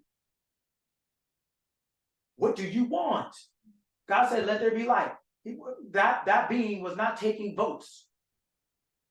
Hey, what do you think? That, hey, God, let there be light. Hey, is that cool? Is that cool? You guys away? No. Right? No. Each one of you have a right to decide for your life. That is why it's called your life. That's why it's called your name. That's why it's called you. You're always saying, I am, in relationship to yourself, to your own life, to your own thing. This is my arm. I am sad. I am happy. You're always saying, I am. You're always talking about first person. Being, doing, having, possessing, always. So that means it's on you. How could all of it be about you and it's not on you? Or up to you? That doesn't make any sense. But that's why most people feel so hopeless, because they feel like everything is on me, but I have no ability to have a say in my world. Well, I'm just, the Republicans didn't give me any tax breaks. It's your life. You gonna wait for them. They don't care nothing about you. It's not personal. They're living their own lives. The Republicans, the Democrats, the men, the women, black, white. It's not up to everybody else to care about you. It's up to you to care about you. But if you care about you, that will be reflected in your physical world. You'll see physical things that reflect your caring of yourself. The principle is the same. It doesn't matter what you're applying it to. I want a relationship. I want money. I want health. It doesn't matter what you want. It takes the same thing to get it. One is the belief and the understanding. No, one is the knowledge and the understanding that you already have it, that you already are it. But you can't see it in the state of mind you're in. So the goal is not to do more things physically. The goal is to change your mind mentally. It's to now get a new conception of yourself. It's to say, I am. How do you do that? By saying, I am now this thing. Just like the moon. Can you prove it before you decide that it's so? I'm going to the moon. Prove it. Well, I can't. Then you can't go. Then how do you ever go to the moon? Right. No, I am. How can I prove it? Because I have the ability to decide. If I can think it and I can decide it, how can I go that far and not be able to have it? That doesn't even make any sense. Nothing existed before it does. Right? Nothing that existed that we call reality now existed before it did. So the first place it existed was in your mind. Because that is reality. What we call reality is just the expression of reality. It's just a carbon copy. It's not the originator. It's not the creator. There's only one creator. That is God. Everything else is an expression of that creator. There's only one creator. That is your awareness. That is your consciousness. When you say I am, when you're conscious, I don't mean the words. I mean your awareness of being. You're always saying I am. You're always aware of being something. That is the power that is guiding you to the things in life that physically reflect what that is. That is the creator. That's it. That's it. What they call the devil is just the opposite thought in your mind. It's the doubter. It's the one that takes you up on the hill and says, well, if you're God's son, jump off. If you're this, do that. If you're this, do that. Everything it takes to make you doubt what you desire to be or do or have. It's the opposing thought. It's the doubt. It's not a real being, but it's a real thinking that feels like a being. It will talk to you in sleep, wake you up, keep you up, and everything else called stress, worry, fear, anxiety. Those are the opposite of what you desire. That's why you feel those. It's the opposite of your desire. Not inherently bad. It just feels inherently bad. It's just what it is. And you have to decide which one are you going to believe. Can't believe both. Can't serve two masters. Can't believe them both. Yes, I can. No, I can't. Yes, I can. No, I can't. Okay, well, you not for sure. A double-minded mind, a double-minded consciousness is unstable in all its ways. Let it not think it'll receive anything from the Lord, from the law. If you up here going like this with the switch, what's happening in the kitchen? Disco party. Everybody's sitting around like, man, will you make up your mind? You causing get everybody's head hurting and eyes hurting and everything else. They think you're crazy. Right. Well, the law thinks you're crazy. Yes, I can. No, I can't. Yes, I can. No, I can't. Yes, I can. I can be healthy. No, I can't. I can be healthy. The doctor said I can't. So let me go on and just, well, girl, the doctor said no. Right? Or I want to be a millionaire. Well, my dad said it, nobody else ever done that before. Oh, I want this. Well, what is it? Well, everybody else says. You're double-minded. Mm-hmm. Whether it is you doubting yourself or you're taking other people's doubt. And letting them come over to your house and put their feet up all on your good couch. Put their shoes on and everything. Right? You have to decide which every day, what does it say? Sure, I set before you life and death. Can't be alive and dead, you gotta pick. Right? I set before you each day life and death. Choose which one of these you're gonna serve. You have your desire and you have the doubt of it being possible. You have to choose which one you're going to pay attention to. You have to choose which state of mind you're going to occupy. You're either going to listen to your doubt or you're going to listen to your desire. You got to pick. The doubt people talk to you all the time and you ignore them. People try to get your attention all the time and you can ignore them. You can choose what you ignore because my attention over here is more important. You ever have somebody talking to you like, not now. We'll talk afterward. My show was on. My mom, it was Oprah. If you breathe too loud, you had to breathe in through your nose and out through your nose. Your mouth couldn't even come open. If you did anything to disrupt Harpo's message, she was going to be all on your head. From 3 to 4 Pacific time. That's when it was. I still got PTSD over that right now. Every time 3 to 4, starting in the afternoon, I get nervous. And look at the TV, I get nervous. Because Oprah used to come at that time, and if anything went wrong during that time, it could be a whole community power outage. She'd be looking at us like, which one of you did? Right? It didn't matter, right? But she kept her, from 3 to 4, she kept her attention on that thing. And it didn't matter what anybody said, did, she was not going to move her attention. And you have to choose something or decide something that means that much to you, where the physical world will not distract you from what it is you want. I don't care what you say. I don't care if I've never been rich. I don't care if I've never been in shape. I don't care if I've never been to the moon. I'm going now. I don't care if I've never been rich. I'm going to be now. I don't care if I've never been in shape. I am now. I don't care if I've never been. What does that mean? I've never been 12 either. That never stopped me from getting there. What does mean never being something stop me or prevent me from becoming that thing at some point if I just keep going? My great-grandmother used to always say, keep on living. You'll see, keep on living. Grandma, why you walk so slow? Keep on living. You say that, keep on living. Right? But when you're 5 or 6, you're like, what's wrong with this person? You're like, come on, grandma, come on. And she's walking doing her thing. Keep on, all right, keep on living. Right? Right? Persist. Persist. When you are going from your house to work and it's traffic, you just are persisting. You're not forcing anything. You're not making anything happen. You're just not taking your eye off the prize. You are going to continue with your desired outcome until you arrive. That's just persisting.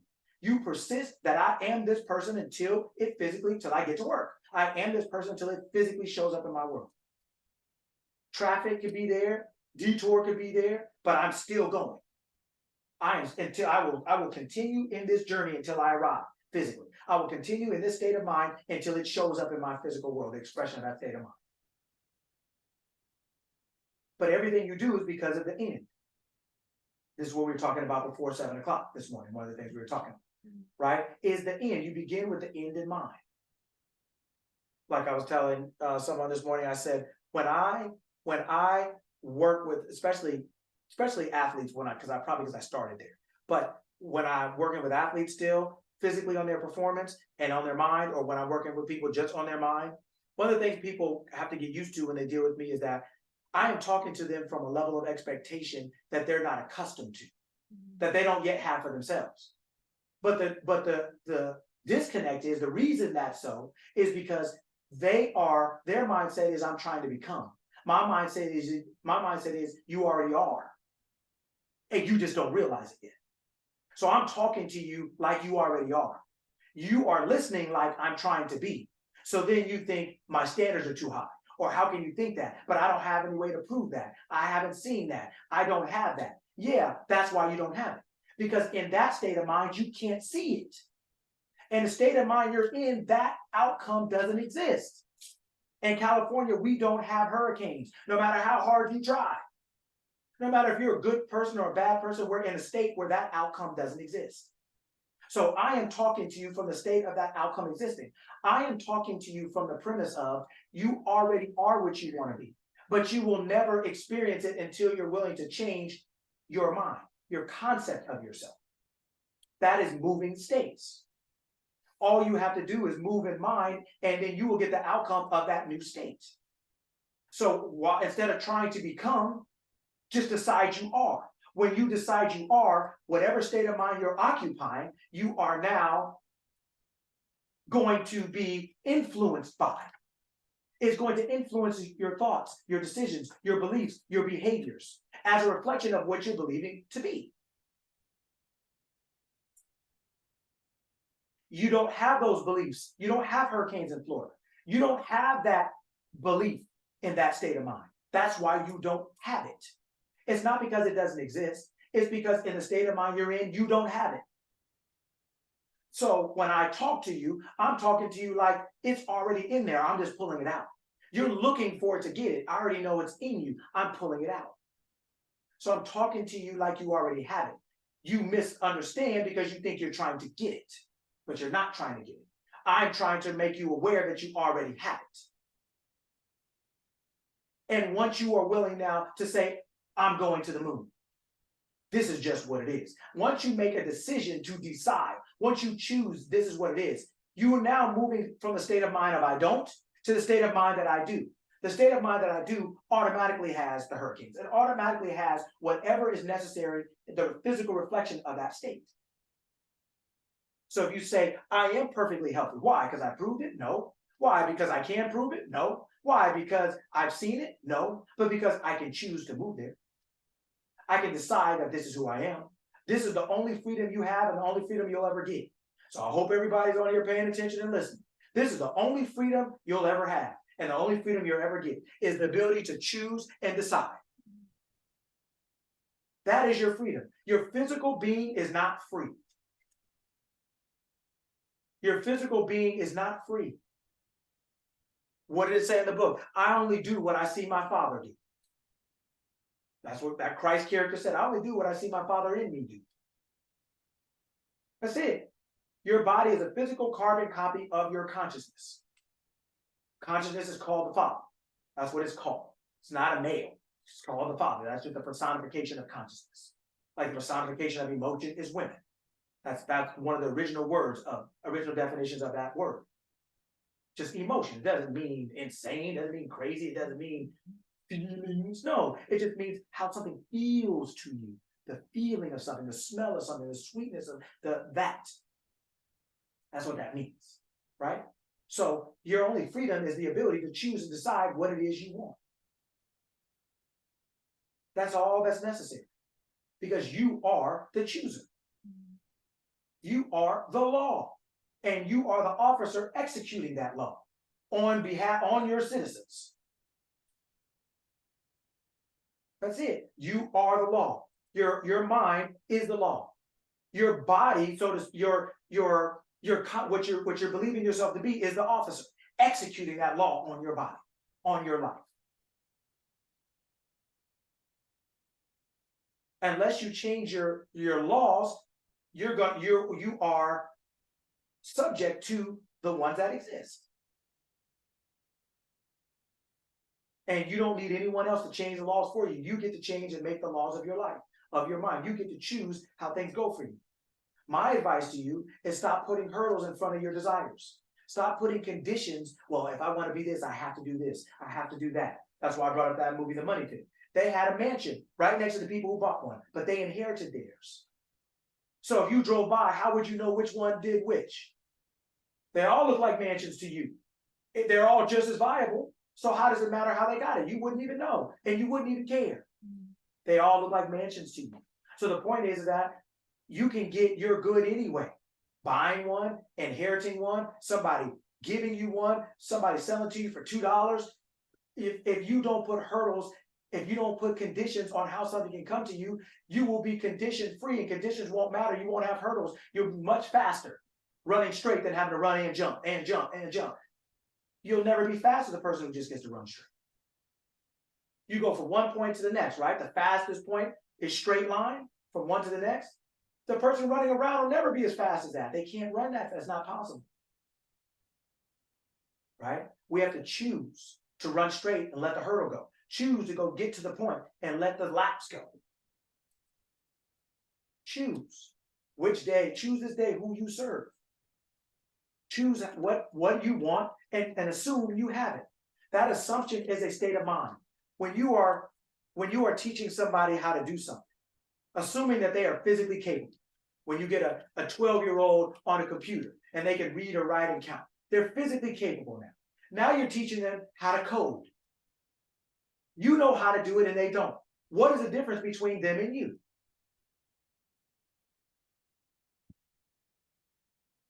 What's the difference?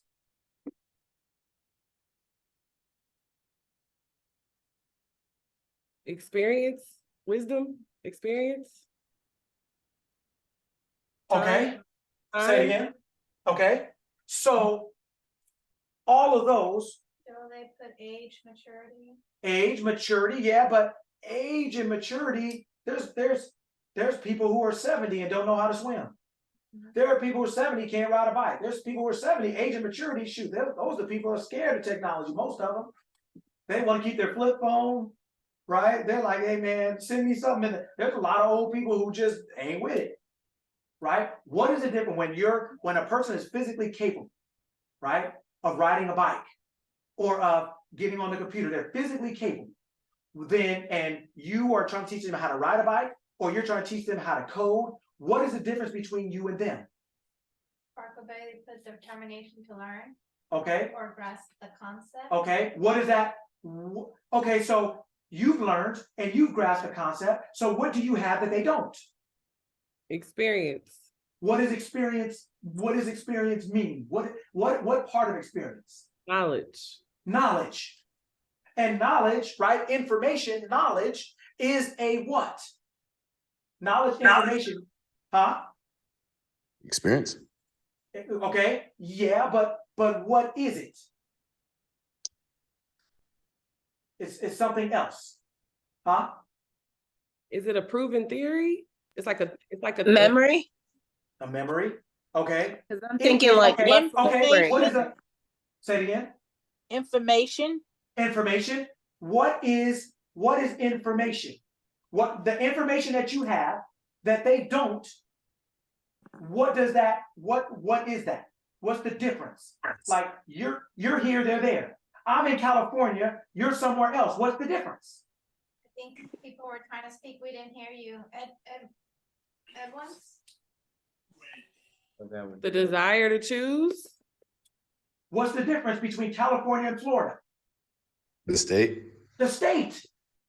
The information and knowledge you have is a reflection of your state of mind. When you're trying to teach somebody how to do something that they're physically capable of, but they don't know, they're in a different state of mind. You have knowledge and information they don't. So what you're trying to transfer is the state of mind, what you know and understand, to their minds. You're trying to get them to move. You're trying to get them to see something different. They physically can do it, but they can't do it because they don't have the knowledge and the information. They're not in that state of mind. Right? That experience is a reflection of that state of mind. Right? So what you're really trying to do is you're trying a mentor, right? Somebody you or have somebody showing you how to do something, they have a different state of mind than you. They're coming at this thing from a different set of understanding and of knowledge, all the things you acquire along the way when you're moving from ignorance to knowledge. What ignorance means lack of, knowledge means knowing. So you have a lack of information, you have a lack of knowing. Over here, you know, right? So what you're trying to transfer is knowledge. You're trying to transfer the same state of mind that you have, which allows you to do, to them so that they can have the same state of mind. If I wanted to come see some of you guys, I would have to move. I couldn't do it from where I am. If you're teaching somebody how to ride a bike or how to code, they have to be able to move in mind to where you are, because the only reason you can teach them is because you can do it. The only reason you can do it is because you're in a state of mind that allows you to perform that way. They're in a state of mind that doesn't. So when they move in mind from the information and knowledge that you give them, it allows them to move. Now they can think about this thing the way you think about it. Then they can do it the way you do. It's a state of mind. The information is just a state of mind. The lack of information is a state. Information is a state. So when you want to go from not being able to being able to, you have to leave the state of mind that doesn't have that answer to the state of mind that does. One of our biggest mistakes is what I will say is self-improvement. Here's what I mean by that. Number one, you can't improve ignorance. You move it. You leave it where it is and you pick up knowledge. There's no glossy way. You can't shine. You can't put no armor all on stupidity. You can't put armor all on a lack of information. You can't shine up lack. It's lack. Leave it where it is. It's for someone else to experience on the way through to their awareness of becoming knowledgeable. It's just a state of mind that the people who are in that place in their life occupy. And when they desire to know, they leave that state and move here. You don't destroy a state. I've lived in a bunch of different states. I can see some of you, and I've lived in some of those states, and the state is still there, and I'm not. When I decide to move somewhere else, I'm not occupying a new state. So self-improvement for a lot of people, they're trying to shine up something they shouldn't keep at all. Change your mind. Don't try to remodel something that is not a good thing to have in the first place. Assume yourself to be something else. I'm not just poor, but getting through it. No, I'm wealthy. No, all of my needs are met. There ain't no way to shop. Well, I'm just poor, but I'm getting through it. But in 2 weeks, no. That's not, poor and getting through it is a state of mind. The state will remain forever. It doesn't change. It will remain forever. And if you want to have a different experience, you're going to have to move states. Move to the place where all my needs are met. Move to the place, pick the best state that you can occupy. Because that is what you're going to experience. That is what you are experiencing. And so one thing is self-improvement a lot of times keeps people in the state just trying to make a better version of it. But there's no good version of a bad idea. There's no good version of the wrong place to be. There's no good time. There's no right time to be at the wrong place or the wrong time. There's just some things you need to leave as they are because they're not reflections of what you want to be. Leave them alone. Move. There are infinite versions of you. How do you know? There's 7.8 billion of you now, of us now, of one consciousness believing itself to be. And all of us have, as individuals, have access to different states of mind. That's why people like to meditate. You access different parts of your mind within you. You have different levels of mind, alpha, beta, gamma, theta, different levels of brain awareness frequencies, right? And you have also different levels, and those are different levels of consciousness. And according to your levels of consciousness, you have access to the physical world, or you're asleep, so to speak, to the dream world. You have access to different physical things based on your levels of consciousness. And in those levels of consciousness, you have different outcomes. So if you change your levels of consciousness, if you change how you're seeing yourself, you'll change how you see things. And when you change how you see things, you'll change what you see. It's not trying to make a bad thing better. It's realizing that a bad thing is a bad thing. Let the bad thing go. It ain't designed to be better. That's why it's called a bad thing. That's why it's called a bad idea. That's why it's called a bad situation, because there's nothing good in it. That's why it's named that. Choose a good situation. Choose a good idea. Choose something that reflects your desired outcome. Right? You can't keep replanting an orange seed and saying, well, if I just keep on trying, I'm gonna get an apple. That thought is a seed. It produces a specific outcome according to its nature. You have to choose and decide which thoughts you plant in your mind that you want to see grow up into physical expression, grow up into your Garden of Eden. That is what your life is expressing. It's the fruit on the tree. Your physical world is all the fruit from all the thoughts and seeds that you have chosen and decided, whether they're your own ideas or whether you allow someone else to plant it, but they're yours.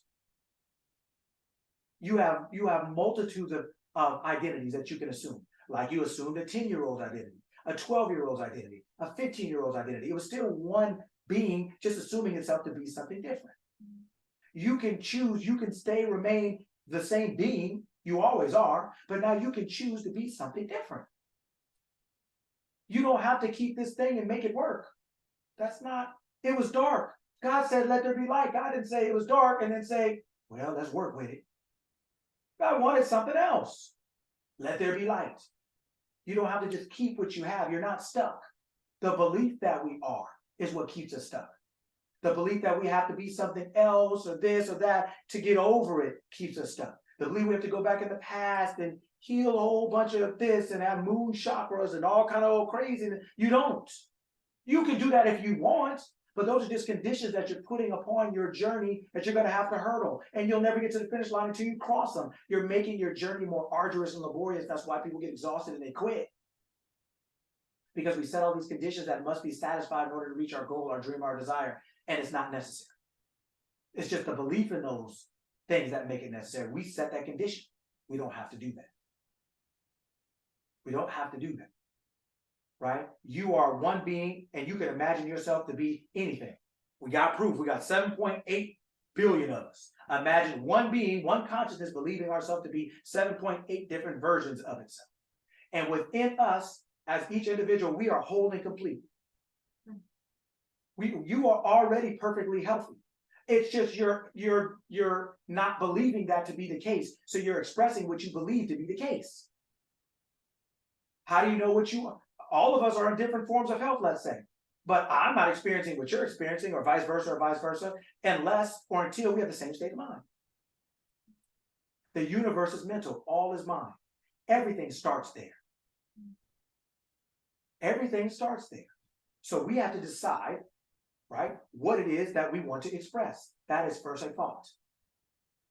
And we have the ability to choose what thoughts we entertain, what seeds that we select and plant in our mind to grow up as physical expression and experience.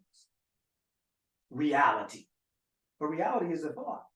How can we have a physical thing without the thought? And what does that physical thing mirror? The thought. And which one came first? The thought. So the thing that we're looking at is not the thing we have to change. We have to change where the change actually comes from. The thought. The seed. We can't get mad that we plant an orange seed and rip all the oranges off and stand there and wait for some apples to come. It's never going to be possible. It's only an expression of the seed. Our physical world is only an expression of our thoughts and beliefs, what we are believing ourselves to be. Perfect health should be a declaration. It takes time to get it, but it should be a declaration. This is who I am. I don't care if I've never been. I don't care what it looks like. I don't care if I've been the opposite for 50 years. So what? It was dark. Let there be light. God said it one time and kept it pushing. Looks like it's working.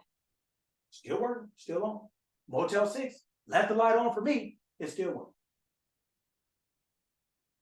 I'm not saying you only can say it one time. That's not what I'm saying. I'm saying to you that you only have to say it one time. That you can choose to say, this is what I am. Now, affirmations are good, they make you feel good. Shoot, it's like playing your favorite song over and over. Say it because it makes you feel good and you like it. But not because that's what it takes to be it. You already are it. But what it will help you do is condition your mind to the awareness that you already are. So you'll stop waiting to become, you'll stop looking for it somewhere else and realize I already am because it's in me. I already have to be. It's in me. There's nowhere else for it to go, so I must already be it. I already have it. But now I'm turning my awareness of that, turning my awareness onto that will allow me to now express that. I'm now paying attention to that. Like my mom was paying attention to Oprah. There was no doubt in our mind what she was doing. There was no doubt, right? It's the same thing. You put your attention on what it is you want. You get to choose on what it is you want. And you don't deviate from it until or unless you want something different. And if you keep persisting like you do sometimes in traffic or in detours or in bad weather, when all the physical world, kind of looks like it's going crazy, but you still keep going because you got to get to work, you're persisting. That's what it means by persisting. Not taking no for an answer. I got up with this plan to be here at this place at this time. I did all that. Oh, there's little unexpected physical things happening, but I'm going to keep going until I get to where I started to. That's the whole reason I got up and left in the first place. I'm not going to turn around. I'm not going to give in. I'm not going to give up. Okay, cool. All these things are happening. Okay. It ain't my fault. I didn't run into this person's accident. I wasn't even here. I'm coming up to the accident, but I'm not going to quit because I have somewhere to be. I'm not going to quit because I said perfect health is for me. I said wealth is for me. I said a good relationship is for me. I said a peaceful, calm body is for me. I said a great business is for me. I said this is for me. So I will persist. I'm not forcing. I'm not all uptight and messed up. No, I'm just going to persist. I'm just going to keep going. That's all persistence is. Mentally, it's just keep going. And the assumption that you are what you want to be. Like you keep going, the assumption that if you keep going, you'll get to work. You assume that, you persist in that. That ain't holy and religious. You're not affirming, I'm going to work, I'm going to work. You ain't doing that. You're saying, I'm going to work. Mom, where are you going? I'm going, boy, you know where I'm going. It's Tuesday, right? You know where I'm going. You say what attitude is clear in your mind. This is my outcome. Everybody don't get a vote. Everybody don't get a say. It's not a Democratic nomination. This is not, everybody draw straws. This is what it is. Declare and decree. What does it say? You shall declare. You shall declare and decree. Who is you? You.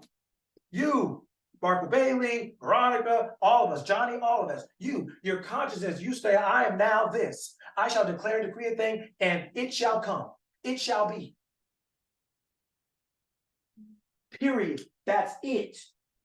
That's all. And you keep persisting. I am this. I am this. I have this. I am this. No traffic, no weather, no economy, no depression, no recession, no friends, no family, no other people's mouth, their opinions. So what? This is what I am. That's what you do when you ride to work, ain't it? When there's traffic, when people are acting a fool at the light, when there's detours, you persist. You don't care what everybody else is doing, saying, thinking, feeling. You got somewhere to be. Well, you have somewhere to be. You have something to be. Right? You persist in that. You keep going till it manifests in your life, meaning it becomes physical expression of your thought. All right. That's good. All right. I'll let you guys get to it. Anything anybody want to say before I let you guys get out on your Saturday and apply your greatness, knowing who you are? Hey, just good talk, man. I like the way you broke that down. Thank you. Yes, sir. Thank you for coming. My babies and I were just over here snapping our fingers because that's what you do at a poetry reading. We're just snapping. Okay. Okay, I'll And take it. amen is what you do in church. Amen. All right, there you go. Thank you, Coach Lucky. Thank you so much. Thank you. My honor and pleasure. Coaches, appreciate the wisdom, man, all the time. Thank you. Yes, sir. Always good to see you. Thank you all so much for coming. Thank you. Thank you. You're welcome. Thank you. All right, everyone. Appreciate you, coach. Oh, there she is. I don't know how I missed you, Giovanni, coming in, but you did it. Came in. In this mug. All right, everyone. Have a great weekend. See you next week. Guys, have a great one. Bye. Thank you all. Thank you all. Thank you all. Have a great week.